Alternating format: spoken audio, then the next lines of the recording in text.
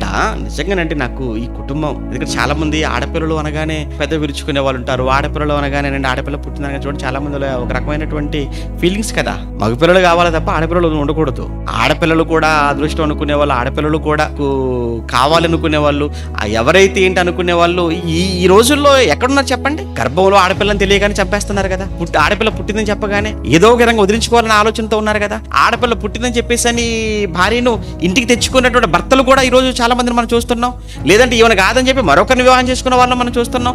ఆ బిడ్డల్ని ఆ నిద్రలో ఉంటుండగా చంపినటువంటి తండ్రులు మనం చూస్తున్నాం. భయంకరమైన పరిస్థితి మన దేశంలో, మన రాష్ట్రంలో, మన ప్రాంతాల్లో మనం చూడట్లేదు. కానీ ఇక్కడ ఫిలిప్పుకు 4 కుమార్తెలేనండి, 4 ఆడపిల్లలే. కానీ ఫిలిప్ బాధపడలేదు. ఫిలిప్ అస్సలు బాధపడలేదు. బాధపడకపోగా ఆ 4 పిల్లలను కూడా చక్కగా దేవుళ్ళో పెంచాడు. 4 కుమార్తెలు. నీ ఒక్క కుమార్తెను దేవుని కోసం పెంచలేకపోతున్నావా? 2 పిల్లలు ఆడపిల్లలు అనుకో, దేవుని కోసం పెంచలేవా? 3 దేవుని కోసం నిలబెట్టలేవా?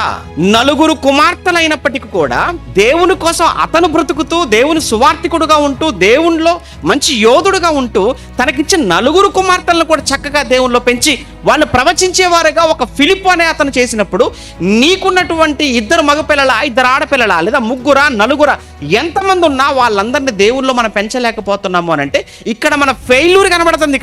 ఇక్కడ మన ఓటమి కనబడుతుంది ముమ్మాటికి. ఫిలిప్పును చూసి